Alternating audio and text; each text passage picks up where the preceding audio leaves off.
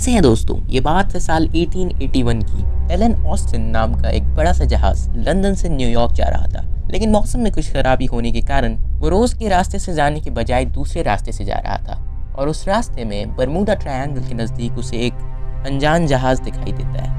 तो Elon Austin के कप्तान सोचते हैं कि क्यों ना इसमें जाके देखा जाए इसमें कोई है या नहीं, क्योंकि बाहर से वहाँ पे कोई नज़र नहीं आ रहा था और वो जहाज देखने में ठीक ठाक कंडीशन का लग रहा था। तो एलन ऑस्टिन के कप्तान अपने कुछ क्रू मेंबर्स के साथ उस जहाज के अंदर जाते हैं। वहाँ कोई नहीं रहता है और वो एकदम नॉर्मल जहाज जैसा लग रहा था।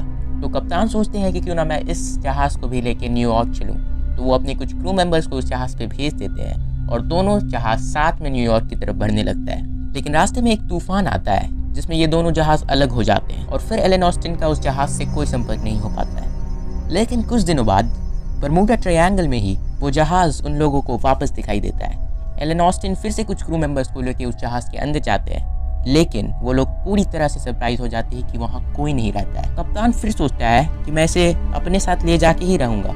तो फिर से वो कुछ और नए क्रू मेंबर्स को जहाज पे भेज देता है और फिर वापस से दोनों जहाज चल पड़ते हैं। लेकिन कुछ दिनों बाद एक और तूफान आता है जिसमें ये दोनों जहाज वापस से अलग हो जाते हैं और इत्तेफाक से कुछ दिनों बाद एलन ऑस्टिन को वो जहाज वापस से दिखाई देता है बरमूडा ट्रायंगल के अंदर ही। इस बार तो किसी की हिम्मत नहीं हो रही थी उसके अंदर जाने की, लेकिन जैसे तैसे वो सोचते हैं कि कहीं उनके क्रू मेंबर्स उन्हें मिल जाए। यही सोचते हुए वो उस जहाज के अंदर जाते हैं और सब के सब हैरान हो जाते हैं। उस जहाज में कोई भी नहीं रहता है। उस क्रू के लोग और कप्तान खुद भी इतना घबरा जाता है कि वो लोग दबे पांव भाग के अपने जहाज पे आते हैं।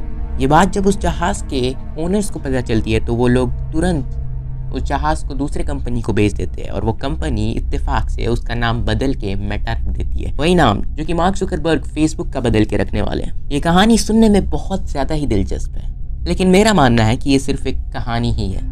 ऐसा इसलिए क्योंकि ये बहुत साल पहले की कहानी और ये पता करना कि ये सच है या नहीं ये बहुत ज़्यादा मुश्किल है। मैं पर्सनली तो इन सब चीज़ों पे बिलीव नहीं करता हूँ और मैं इन सब चीज़ों को प्रमोट भी नहीं करता हूँ। कहानी बहुत ज़्यादा दिलचस्प थी इसलिए आपके साथ शेयर कर दी।